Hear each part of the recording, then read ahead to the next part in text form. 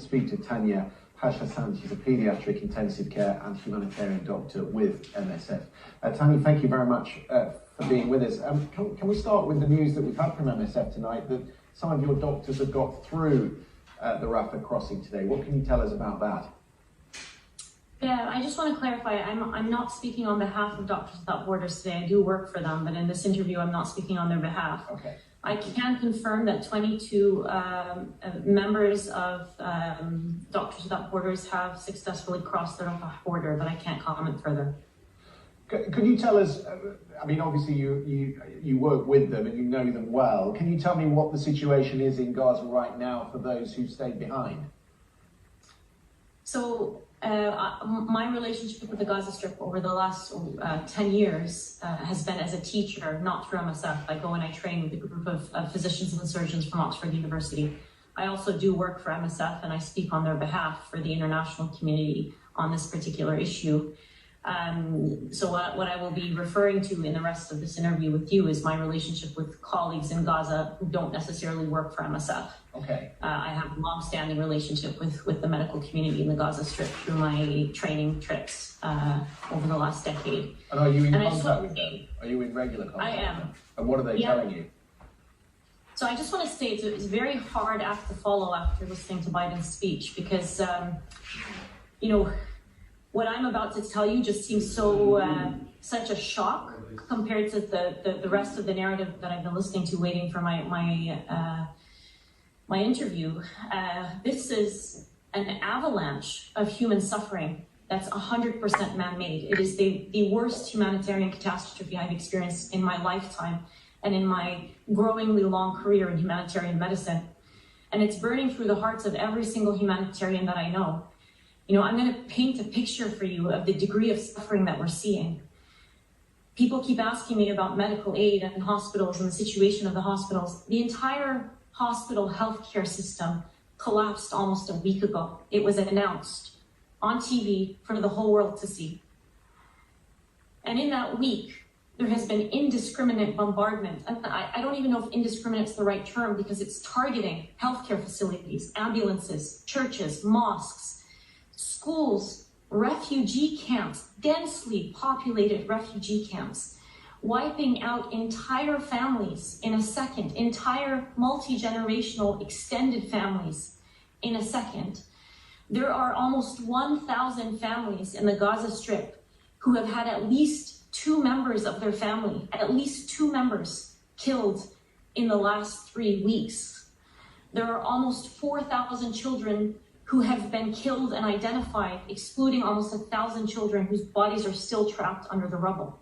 Some of them may be alive for a long period before they ultimately die under the rubble.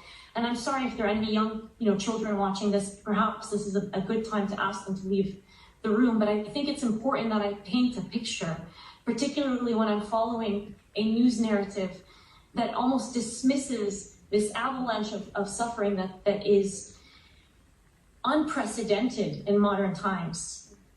You know, there's an acronym in the Gaza Strip right now. You know, I'm a pediatric intensive care doctor. I see a lot of suffering in my career. There's an acronym that is unique to the Gaza Strip, and it's WCNSF.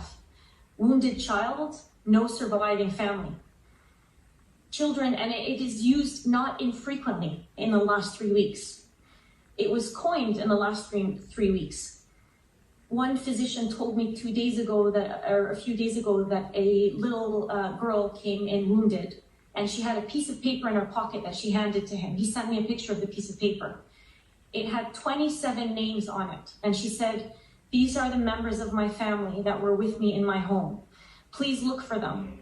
Please look for them under the rubble. Don't look for this one." And she points to the name of her sister. "I know she's already dead." This is a 10-year-old little girl.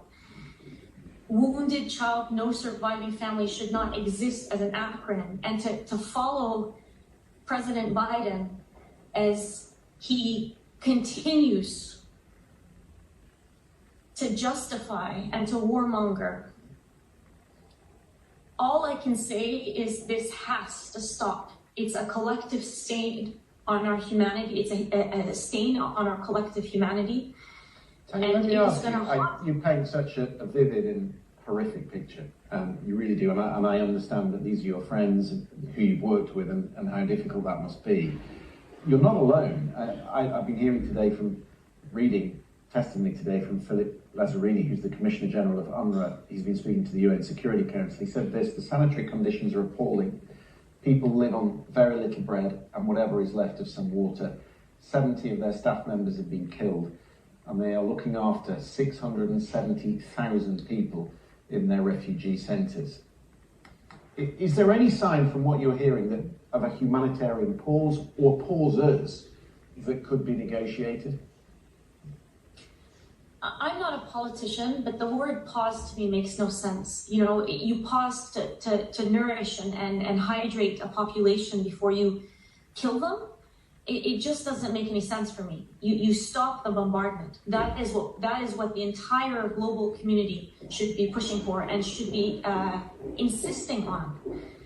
You know, and I think in leading up to my introduction, I think you interviewed somebody who said something very similar, a Gazan who said something very similar. You know, the priority is not giving us aid. You need to stop the indiscriminate bombardment. So I think, yes, what is needed is a humanitarian truce or a ceasefire, global intervention, things that were voted for by the overwhelming majority of countries on this planet a few days ago in the General Assembly of the United Nations, yet they're not adhered to and are completely disregarded by the powers that be. Two powers, to be specific. Tanya, I'm going to have to leave you there because I am out of time, but I hear you, people will have heard you. It's a very powerful message that you're giving us. And thank you very much for joining us this evening on the programme. Thank you. And thank you for everybody.